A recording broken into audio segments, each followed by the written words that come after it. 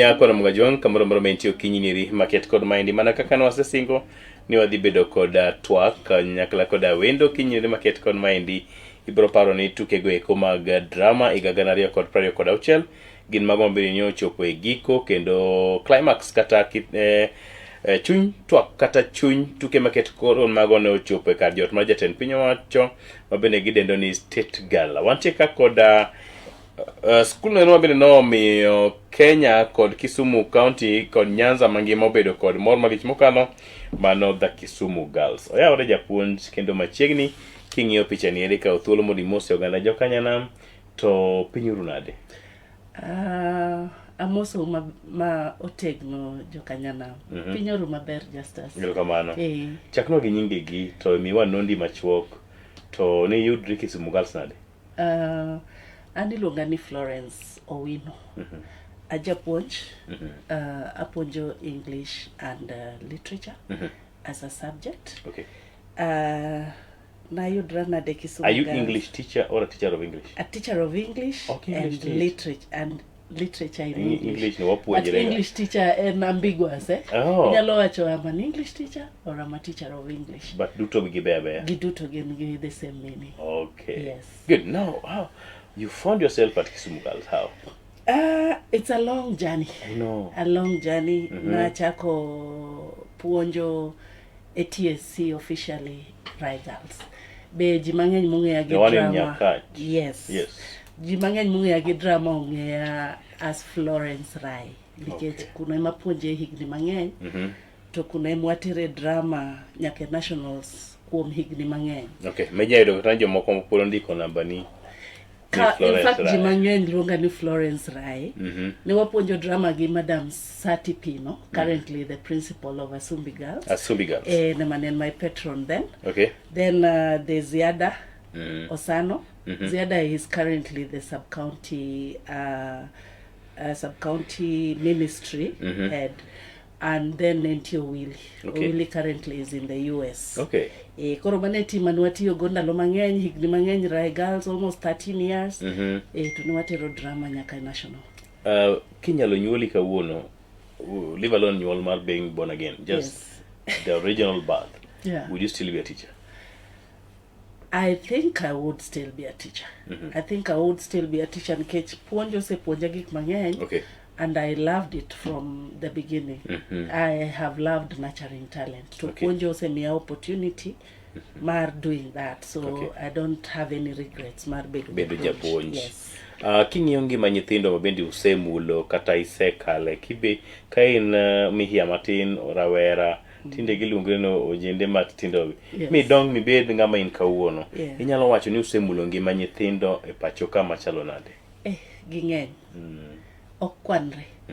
Okwanre to nyithindo gi sama gin e school to be inyalo ng'eyo gi kaka gin nyithindo. Exactly. To ka gisebedo joma dongo ka gin oko kuno to gilokre joma chielo. Koro en mosamoro nyalo recognize. Ene moluongi my teacher, mwalimu wangu. Seche moko ka dhi e bank ta ane line tiwinjo ka wacho nitie mwalimu. So tidhier nono to ng'amung'eya ni mwalimu ni ng'ama gi introduce themselves mano means ni ne in gi good relationship with them. Yes. Koro ok giringi ka gineni. But ase puonjo mang'eny. Somo ikindo lute kono ni education is an equalizer. Yes. You are a witness. Completely. Awinjo ni nyudhu moso nyaka jatend piny nikech weche somo. Makoro higa mar 2. Kumosa jatend piny. Kawa moso jatend piny, kawa bet kode, kawa chamo lunch kode. Kanyako somo gima ber ahinya nyanga lori nyakindo. Kamano. You know about that? Kamano. Koro iyie ni somo nyithindo somo. Nyathi manyako nyaka somo.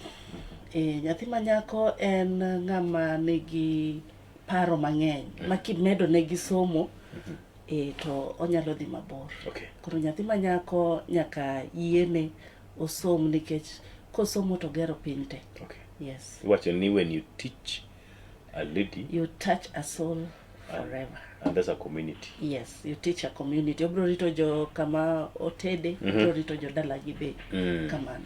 Awinjo ni an kodi ka ng'ato miyo walufu achiel sani. Yes. To in mari nitie kaka inyalo dhi kunge miduogi gik mang'eny e ot molo haya. Ma koda chul chama. Ladies kata women, I don't know how unique you people are. Ma chul chama. Mimi wakodi alufachiel barom kendo mana machal. Manyien michieme. Mano. Ngama nyak ngama manore. Ngama terenginya ahinya. Kamano. Should be respected. Yes. Give us a brief. 2025. Yes.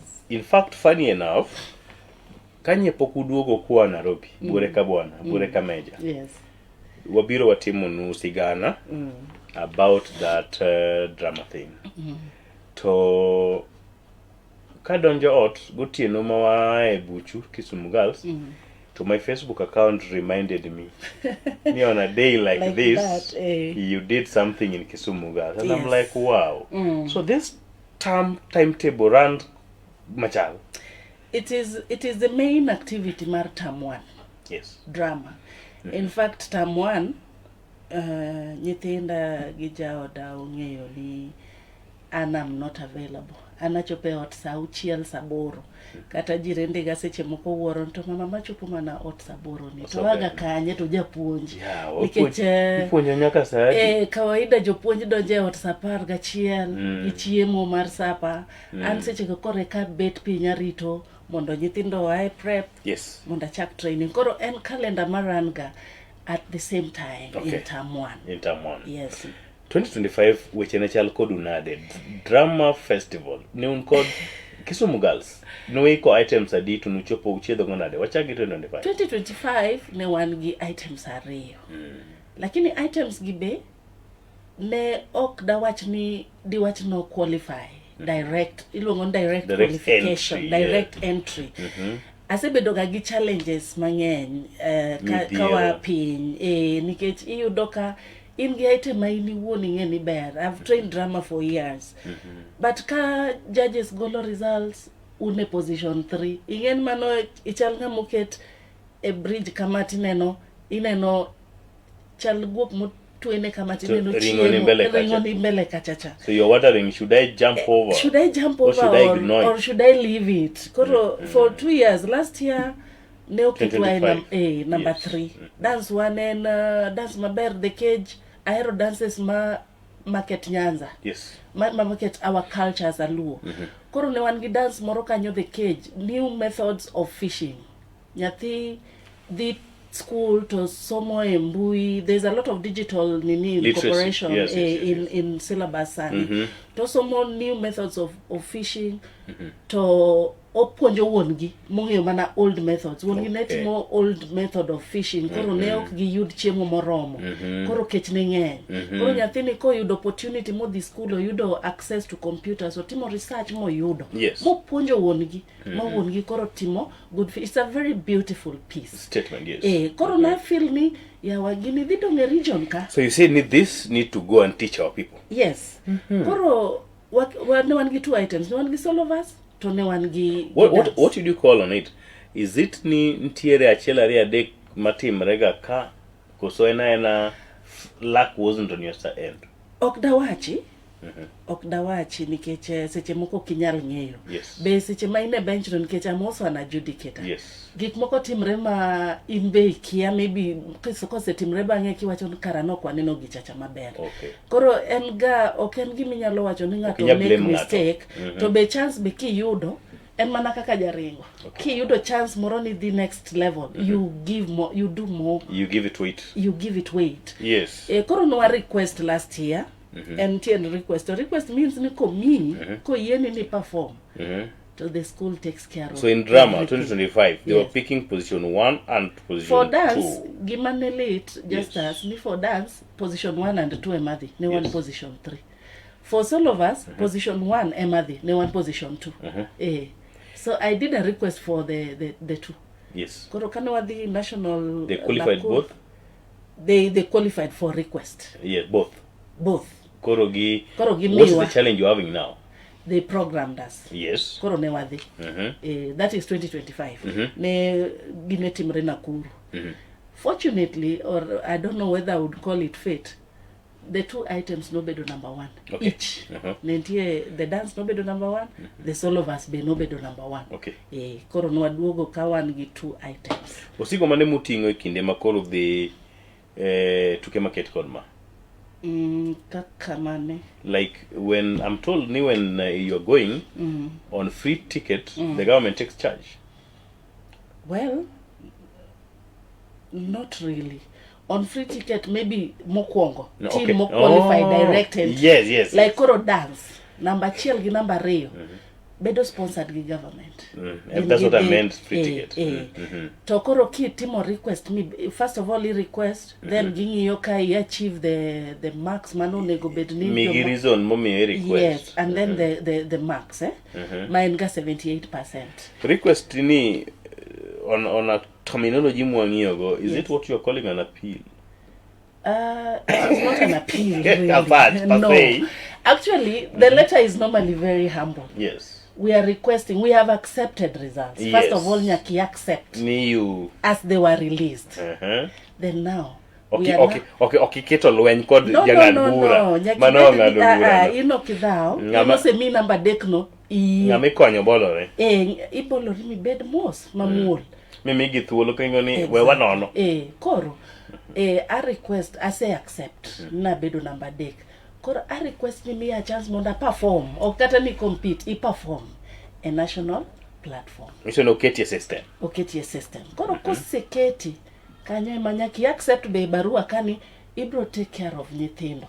Ibro pidhogi, ibro chulo village, kama gininde, the school will take care of. Actually, kuwuok koro wadhi Nairobi, wadhi Nyeri, for instance. Yes. Wan gi bus mar Kisumu Girls. Wan gi nyithindo 35. Jopuonje wan go adek. Kama gidhi ninde en wi Kisumu Girls. Gima gidhi chamo en wi Kisumu Girls. Kata mafuta materi kuno en wi Kisumu Girls. Yes. Weche magarita magote un mung'eyo. In fact, Nakuru ne nyithindo bedo kata matuo. To you are the ones responsible. Yes. In kanyo as a private entity, en mana ni ki qualify to koro sirikal kawi. How was it? Kane uchako, kane poki qualify? How was it? How was the feeling? Difficulty mage manokale e kinde mano dhi minyagone skund nyiri mar Kisumu Girls erokamano kuom yie no jolo kendo mako badu higano ero ma 2025. Ene tech just as nikech ne wa defend especially 2026 ni to nyocha okiot. Defending a title okiot.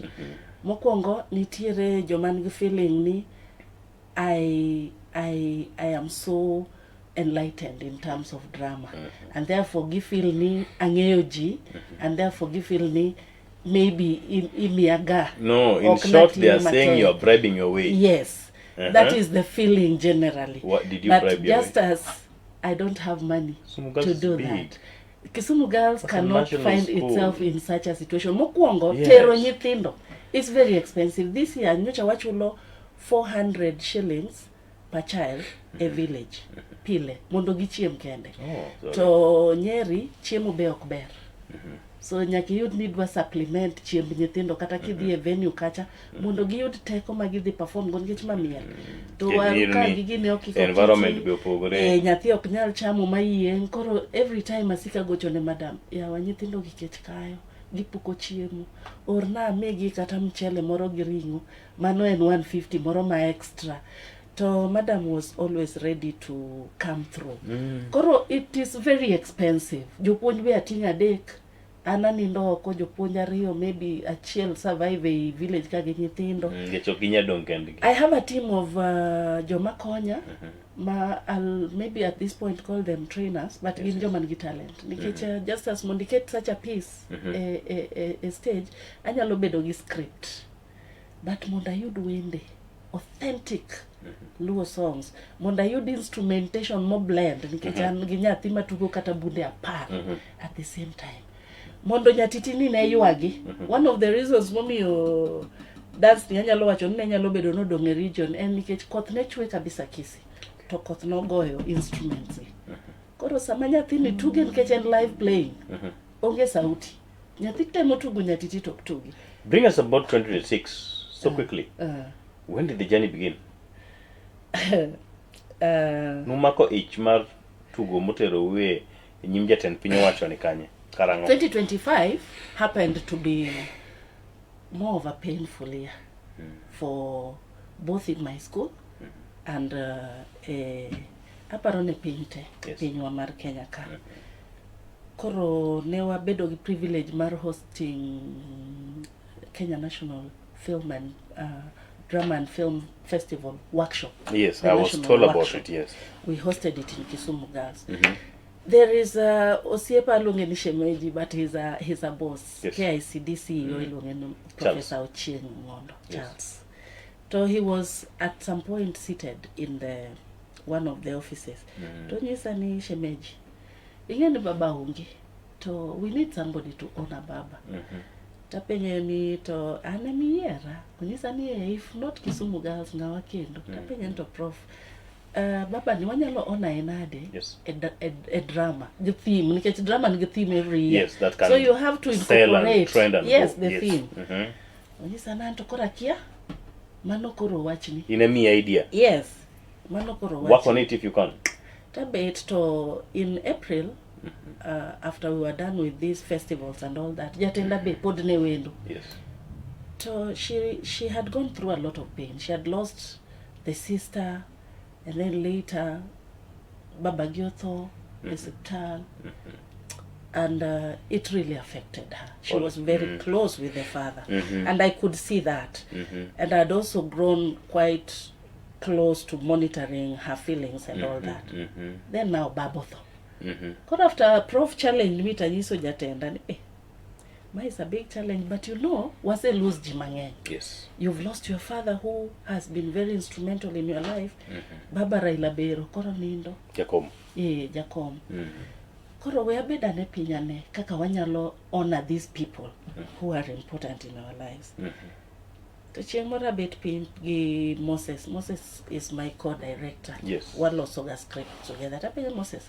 Do you think we can bring in this idea, honor Baba, without bringing in, making it political? Yes. Without We moderate it too. without bringing his political life, Yes. but just making it a Luo authentic leader. Moroma, we are just appreciating Baba for Yes. who he was to us, the lake. Okay. Tanyiso Moses ni aparo mwati ginyatiti. Okay. Won madam nenga musician. To authentic instrument mwanya lokelo enorutu kata nyatiti. But aparo nyatiti will do the magic. Nyathi manyako kanyalo tugo nyatiti.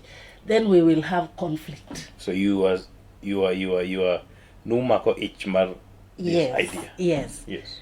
Koro the challenge was nyatiti gi.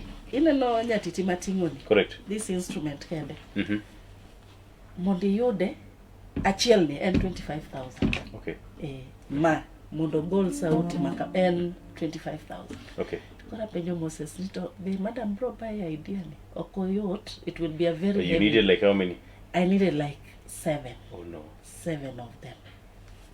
In fact, Moses had said we needed 14 because the dance there's a point mother father is coming in with nyatiti to nyati ben nyatiti. But I told Moses we will work with 7. Wabro neno kaka wa restructure the dance, wa choreography mine when the father is with the nyatiti. You're just trying to cut down on budget. Yes. Okay. But the first step was, will madam accept?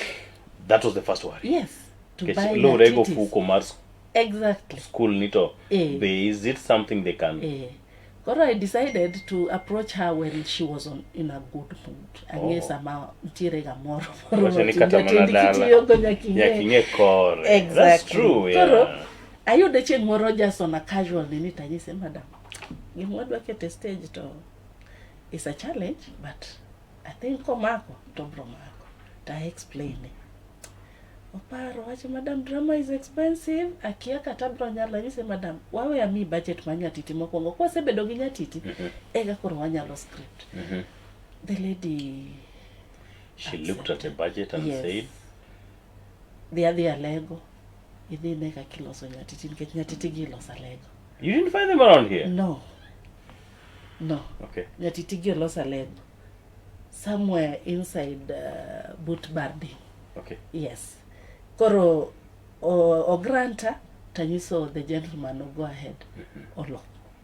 So you guys had a source of somebody man connect to? Yes, ngamaloso nwaga drums. Is the same person manoloso koro nyatitigi. Okay. I have worked with him over the years. He's a culturally based in Siaya. Okay. Koro en moloso naga drums te. Koro na penja konyalo loso nyatiti to yi. and then he embarked on it. And then after that, we sat down with Moses and started scripting. And I told him, this is going to be our main idea. Yes. And mondo wagole from political angle, wawe keloni, it is Baba and all that. Let us make this man an old man. Okay. A musician. So I took the symbol of my principal's father. Okay. I had met him before his death.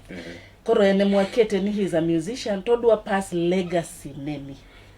Author as a tal. Koro ngene of course Baba notho under the nini mar nyare mawini. Yes. Koro jaduong ni samatho otugo nyatitini to pass this legacy. Yes. To the daughter. Yes. Who has now interest nikecho sepunyo nyathini tugo nyatitini. Koro, and then we brought in these other tools manene of course were something identifiable with Baba. The hat here, yes. What does it mean to you? This hat was just to honor Baba. So in the costuming of the male musician and the artist, we decided now to make it identifiable with the audience. And the Orengo? The Orengo is something that was also symbolic. Baba nebedo kode all the time. Almost all the time. But now all these three, we had them as symbols of power. Okay. But now our conflict was centered around Nyatiti Nkech. Kane koro Nyaticho sekelo news of the death of the father. To the mother or receive this news, of course, dance waina noka, there's a lot of mourning when the news arrived, which was very identifiable with Baba. But the mother now, after receiving the symbols of father of power, decides, Nyatiti ni miowadu, Nikech, you are a girl. A girl should not play Nyatiti. But the brother has no interest. The girl child, the mane won yoweyo, kose puonjo tugo Nyatiti. Okay. Koro, that is. We struggled with it, but... and how did you bring us something, how you went to region? Well? Region. We are still following this thing bit by bit. Uoke sub-county. Well, Migingo, you were in the region or what? County. County was in Migingo? County. Migingo girls. Then region you went to? Region we went to Kisi. Nyabururu girls. Nyabururu girls. Yes. How was everything in Kisi? Kisi was tough, but I wouldn't say Kisi was tough. The toughest was the county festival. Why? County, you just have a few schools that are not your equals. Funnily, just as this genre is very tough in Kisumu Central because Wachake right from the sub-county with St. Teresa's girls, Kibwe, and I would call them our heaviest competitors. Okay. Always, you doka kinyo 4 years back, what they got nationals. Koro enga either determining which dance is number one, determining which one is better of the two, because eventually what they got nationals. Still sister is still there. Yes, sister is still there. She's sister my friend, is still there, and she's our treasurer at the sub county. Yes. Yeah, so wachakuga matek kabisa. Koro at the sub-county, this dance was position 1. The adjudicators saw the potential in it. At the county, there were other schools that tried. Dance that's a good idea. Yes. Dance na, after this father dies, after Baba dies, Tonikechen manoponyo nyathini tugo Nyatiti. Nyathini gets frustrated. Sama mama gi tame tugo gimohero. Okay. Koro at some point he chose magnyithino manyiri. TJ Moroti, the money yen. So she gets so frustrated. At some point odhitwo mopi ma wiyo wil. Manindo kwanye tie yen. Koro wuongi comes back to give her the strength to continue. Okay. In form of a spirit. So Yudoka, this bringing in this spirit in this dance was a big challenge. In fact, that is one area Mabeke and Madam will spend a lot, because what one costume almost 4 times. Okay. What one dodge, wagolo, what one dodge, wagolo, until eventually we came up with the final, with the wings and all that. So at the county, we were again defeated. St. Teresa's Kibuye was number 1, Kanyameda was number 2, and we were number 3. Okay. Yeah, but at the county, number 3 qualifies. Okay. For region. Then you went for the region. Then now we went for the Region was a walk on the park. Not at all. Not at all. At the region, it's even worse. And you know, the question is, what does Kisumu girls have? Because we are the defending champs. Gikelango this time round. Gikelango. What is it? Name to contend with over the years. But by that time, the dance was complete. I'd already done costuming. I had done everything that there was. The dance was good. Okay. And when they performed at the region justice, intia adjudicators decision. But there's also Joma audience in drama. Audience are also adjudicators. They received it so well. They received it so well. I remember receiving commendations from my competitors. It's a good dance. Okay. We expected position one. And it didn't happen. Then later you decided to find your way to nationals. Yes, we requested. Convincing Madam wasn't easy. Okay. I told her, Madam, a second time we are requesting. Fine, we hold it at that. Waka you macho. Yeah. Kawa duogo to IDP. Chini kedo nyako na mugajwange telo nieri mara dek kedo mugi kanyane ruma bende banka oyo nero machok japonje Florence pimono nito no yudruna de nationals. Kuru use tingosiku uchope national. Use chiedo kod Madam Doreen kendo se so rokolwete ofuko motimo monyalo. Kuru uchopo. How are the things? Well, Nyeri kawaida in a very cold place, and we were anticipating challenges. But gimane funny this time round, Nyeri was very receptive. The weather was not harsh. It was cold, but not as harsh as Kisii weather. Yes. Unfortunately, or fortunately for us, we were meant to perform on day 1. No ketwa day 1 at around 2. To no chopo kanyithino no all sana. Koro ne wan gi 2 items. Ne wan gi live broadcast called this cultural creative dance. Yes. Koro na tema we have a very friendly ES. Ilo Madam Janet Langat. I approached her nyise nyithindo gi all sana. Kenyalo migi just tonight mondo gi acclimatize. Then gi protect stage king. Without any fail. Yes. To no winja. Moi aparo no neno ka distance mane nyithindo gi ai be. Yes, from Kisumu to Koro dance ni the first day kaka no bedo schedule to be hall no pong. Ji no biro mang'eny nikech ji ne biro neno ni to defending champs gi. What are they having? What are they having? And gibiro a position 3 nade. Koro jine ng'eny, but kano wanyiso ginwa perform kinyne pod ne giduogo. They showed up. They showed up. Koro live broadcast ne wa perform day 1, and then on day 2 at around 11 we were successful to perform. Okay. So that's why is entitled Juogi. Okay. Juogi inge meaning mar juogi gidoluo. Yes. Anyalo wacho ni juogi no nyithindo nenego. No donjo. Nyithindo go were psyched. They were ready, and for the first time I looked at the costume and the energy mar nyithindo go. Now winjo kage de kalo. You said they did it last year.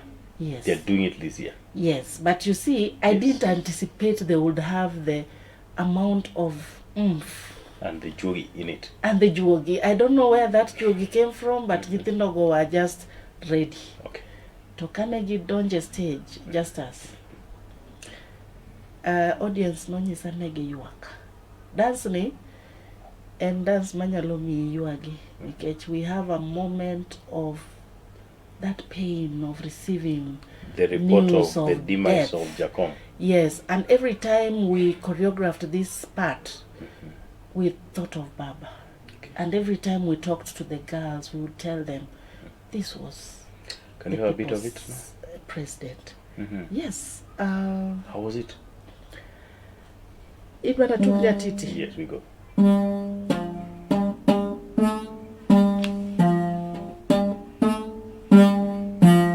And the line of the words. Now, dance nintire YouTube. Yes. Moko anyalo koso wero nikech Exactly. and be sometimes No, just a line or two. I get emotional. Pole. Nitie kama nyathi miwacho sama baba gi pok otho. Yes. Kaweche ma e chunya nyalo pimo kaka in babana. Kaweche ma e chunya nyalo pimo kaka in babana. Baba we agoe nyatiti mondi winje kaka donjo.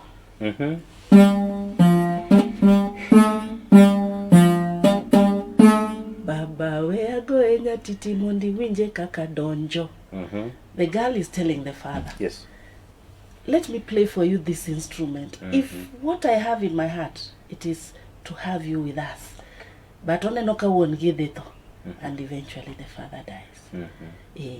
Another very painful moment, and sama koro obiro okelo news ne mama ne. To tingo nyatiti ni gi orengo gi kofia mar wuon. Okay. Yes. Mama aduogo and baba is gone. Definitely by the time mamin gineno nyatiti kende gi tools of power is gone. But you still want to hear. Exactly what Winnie did. Yes. And the dance nigi part ma we actually just borrowed from what Winnie did. Kaka no chiwo kofia ni ne mingi. Momie with a lot of respect. Yes. Mano wan godo a dance no. It has been captured so well. And thereafter now we start to intensify the conflict. Nyathini feel ni nyatitini is the only memory men go mar wuongi. But the mother tells her nyatiti ok tugi nyathino manyiri. Nyatiti nyathi ma wuoyi ema timango. Ema tugo. Koro yes. Then you were number what in the national, and how did you find yourself to the gala? You went to the State House? Yes, we did.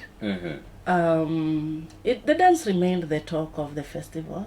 Again, kuse perform kwanza kau perform day 2. Day 2 pod dances nge. Mano could just be dance number 2. Yes, yes. Koro, the moment it performed, you could feel the audience. You could feel people talk. Koro, we were keen. Every dance could be to watch mano waloyo. Mano waloyo. But of course, you don't know what to expect until on the day of the gala koro. Yes. To land ni, yes, one gala. And it was the only dance from senior school. Maneni gala. Yes. Ma in fact, one manuadong. Koro nyisbeo se nyiswani donge unge ni une the only item. To be no feel ni the intensity of this dance. Never feel ni jatelo maduong' e piny ne nyalo gombo mondo ne school mo ona mana osiep ne matek kamani. Yes. Koro we were very hopeful. Ne were prepare. Of course, kano wase dong gala koro school no obedo relieved of expenditure. Koro pinyo wacho kawa. Koro one team mar ministry. Congratulations. Thank you. Nyakoro magajwang we wakao thuolo machuok wangi kaka Kisumu Girls. Kind sikunde mamoko kama oting'o St. Mary's Kibuye noduogo kod maho malich mokalo e boma ma Kisumu. Achiel kachiel producer marwa weche ne chalo nade chieng' no godhiambo ka Kisumu Girls oduogo dala machiegni pacho. Kama kaka weche ne chalo.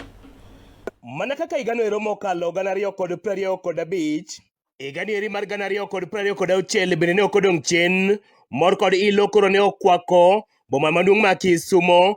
Bang' ka sikund nyiri ma Kisumu Girls ne duogo kendo kane giwuok e piem gweko mag drama, kanyo bende ne giwuok e joloch. Kane gichopo pacho e boma maduong' ma Kisumu, ne ok ginyal pando mor margi. Ka bende jowetegi ma bende wuok e sikul ero mano ma St. Mary's Kibuye, mano primary, bende ne ok odong' chien e loch maket kod mago. Mikael Dorin Juma en japuonj maduong' Kisumu Girls. It's not been easy. It started way back last year, towards the end, after we had lost Baba. And Madam told me like a joke that, Madam, your father, having been a musician, and Baba is also lost, and they were very good friends. I want to coin something for our next year's cultural creative dance in memory of them. Japuonj maduong' no ero bende notiyo kod thuolo maket kod maendi e chopo chiki pak ne nyithindego eko kabende ne oyango ni ok ne en tich mayot. I'm so grateful to God. Madam has been so resilient. I want to congratulate the girls. They've spent time, nights practicing. And despite the disappointments, because right from the sub-county, it has not been an easy journey, but they never relented, they kept on. And because I also knew they were up to the game, I kept encouraging her. And I want to thank God. Our expenditure has not gone in vain. Kinego go japuonj maduong' e St. Mary's Kibuye Primary School kono, Sister Mildred Opondo bende ne odhi nyime kod nyiso mor mare kotenre kod loch mabende ne giyudo e piem goeko mag drama. This year we were again on it, and we had a number of items. Our main item was the play. We also had comedies. We had choral verse, and we had a solo verse for this young girl standing here. For the nationals, we reached with 2 items. That was the play and the solo verse. Kabende Sister Mildred bende odhi nyime kod yango ling'any mag tukego eko mabende skundego ero notime maber. The little girl did so well and was position 1 at the nationals. Our play also did very well. We were position 4. We got the adjudicators award. But the little girl managed to go to the gala, competed at the gala, and qualified for the State House concert. En gima noyangore ni kata obedo ni nyithindo maket kod mage kawo kindegi malach e kinde mabende gitimo drama maket kod mage, kata kamano pod gitimo maber malich mokalo e bugegi. Our new curriculum is also encouraging exploration of talents and bringing them out. And it has been proved that those who do so well in co-curricular activities also perform in academics. Elo skund nyiri ma Kisumu Girls, nyathi mabende somo e skul no ero Rebecca Vuyanza bende onyiso mor margi kendo ogo erokamano malich mokalo kuom thuolo mabende ne giyudo mondo mi ne gichop nyaka e State Gala. Defending this title was not hard, but we all thank the Almighty Deity for whatever He's done. And going to the state concert for the 2nd time in a row is something we can say it is an achievement. It has raised the school bar a time higher again, and we just thank God for all of this. And it was very grateful for me to stand before the President and MC once again before him, because it is a once-in-a-lifetime opportunity. And I thank God for all of this, and I also thank my teachers, our principal, for the support she has given us, and the whole team for whatever we've done together. It's a success. Nekala TV kuke Kisumu County and Justice Adoyo. Pochgi pak kendo ne Kisumu Girls kuom ne tiyo matek kendo miyo wawuotho ka koro wating'o wiwa malo. Yes. Kendo jakomo ni dikwe. Wala moni jakomo ni dikwe. And gima wiyudo ni the father to the current principal Kisumu Girls was also a serious person. Yes. Jaduong Juma Odundo was a renowned musician. And manani madam negi dongo mang'eny Uganda, and he majorly performed for the late President Obote in Uganda. So my boss grew in the states, the State House of Uganda. Negin osiepe sana gi Raila, negin very, very close. Even his death, we had a lot of Jomaneo Kangoka Jaramogi represented at the burial. He passed on last year around April. Yes. And you're also telling us why you do statement mar Madam Principal ni nyithindo keth sagi kagine tukegeki. One nagi nyithindo mariek. Just as mondi achieve the amount of what we do on stage, nyakibed gi nyithindo mariek nikech nyithindo gi balance their academics gi talent. And in Kisumu Girls is not joke. Donganyisi na chupot saa ochiko. Nikech nyakarit ma academic programs oran duto kore kimi anye thing. Don't other things. Exactly. Koro it means na anything else you do it outside the programmed time. To nyithindo gi kalo duto Yes. To kata mana king'iyo our school mean last year ne wane 8.7. Okay.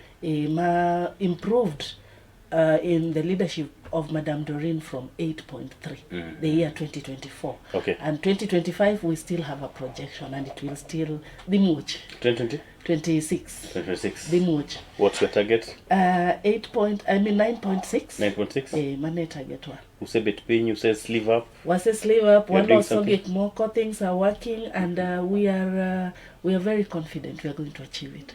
Yeah, we have a very good leadership. The school is very peaceful. Gik moko dhi maber. Koro an gi mang'eyo ni we will achieve it. Okay. Nyasaye oseya onwayo gi drama. Okay. And therefore we'll still get. Gimonge ni county code the 3 pillars. Yes. Parents are willing parents. Yes. Dedicated child. Yeah. Committed institution kaka administration to gik moko brother there e yo makare. Kamano. Yano mi ami thuolo ka watieko mondo mi or ote magi magero kamano ne ji duto mobedo sebedo kosiro kinalo duto. And we also think we are also part of your journey in a way or the other. Yes. Yes. Erokamano Justus. We achak gi my family. Yes. Tek mondo iyud family ma supportive. Ogonya thuolo. Ogonya thuolo, owena thuolo mondo atini Kisumu Girls. Seche moko tek mopenya to Kisumu Girls ni, is it your home forever? But kong'iyo ni an be ahero gimatimo to be dibed ni ibede gi ng'ato mamore ot. Exactly. Nyithinda, they are always understanding. Tam ni te pokaneno nyithindo. In fact, moro dhi ao school on 25th ka onge nikech onego bed ni wadhi Mombasa gi jopuonj for some team building. You matin. Koro otek matin but nyithinda understand ga. I want to thank them. I want to thank them so specially. Megan Sasha, Megan is the firstborn. Erokamano uru for always understanding this. Allow me to thank the Kisumu Girls, parents, the community, the family te. Chakreki, our chief principal. Yes. Mamani is a strong pillar. Ochung motegno, kendo dwaro ber ne skundni. So she's supportive in every aspect. Okay. It is because of her that this team has reached where it is. The whole BOM team, PTA, jopuonj te, nyithindo, yes, for their dedication. Nyithindo be nyaka chiwre. Gi balance Justus. Seche moko riembo gi teachers on duty kuro gi kocha, seche moko gi pocket assignments, gi punishments, but they have always been determined to make the name of the school up there. Just as we yena gone Kala TV erokamano maduong. This is a station mosechung kodwa matek motegno anytime ine mikungo gocho na awinjo no dhi maber abia romnu koro erokamano Kala TV for always covering Kisumu Girls. Kisumu Girls is a peaceful home and we thank you for always standing with us. Aparoni osiepete jonyanza duto, the Kenya National Drama and Film Committee, National Committee, for giving us this chance to come and perform because we were able to prove that we are still the winners. Erokamano Meja turned pin for inviting us. Yes, for inviting us. It's very unfortunate no koneno dance manene ona osiepne, but podwa lemo no nyalo yudo thuolo. A glimpse of it. Maybe through our loving governor Kisumu County, ka onyalo yudo thuolo mar neno dance ni. En dance mane wagombo sana ni mondo chopne. Lakini all is not lost. All is not lost. And not forgetting your good friend Ongondo. Yes, Prof. Olunga ni shemeji. Yes. En shemeji na Erokamano, Prof, for this idea. It was tough. You put it there and left it there. But meant here to watch it. In fact, on the day of performance. I hope I did it justice. Omako manalweta to nyisani. Yes, I'm hoping to see you in the next step. Okay. So thank you so much, Prof, and everybody else who has walked this journey with us. Thank you. Erokamano nyenye kono mgajwang, unwabedo sebedo kusiro chenro kendo siro skunde wapa kindalo duto. wagonu niro kama ne wantie kod twak moyiedhi kod achiel kuom jopuonj e sikund nyinero mano ma Kisumu Girls. Kanyo nero mana ka en mana ndalo machuok kata ok kata ndalo. Seche machuok bang' kane giseduogo ka gisebedo joloch e piem goeko mag drama 2026 okeno otielo mokwongo ma bende giwuok e joloch maket kod mago. Nyalo paro ni higa mar 2025 bende ne giduogo kod kombe pacho kaendi ka bende negi dhialo kendo negi ting'o nying Nyanza malo malich mokale weche gieki mag tuke. Wach kipak kendo Kisumu Girls kidok timos ma japuonj nyisi ni wan kanyakla kaka oganda kendo walamonu ni kata penj mabiro ni ubro mana wuoyo nyotengre ka Nyasaye oyie. Wawegi kanyo nyakoro mgajwang ka Nyasaye oloso onyalo into nyalo no. Wachako rad kendo odiochieng' nero makiny mano chieng' Tuesday e chendo goeko mamoko. Kata kamano ng'e ni Kala TV to wantie kendo koromo kanyo saa 4 wadhi bedo kod chendo goeko mopogore opogore. Weche manyien saa 7, weche manyien saa 10, saa 1 kanyakla koda saa 3 otieno nieri maket kod mane. Iluonga Just Sadoyo awuot seme mato Kala TV kendo duto wacho ni machiegni pacho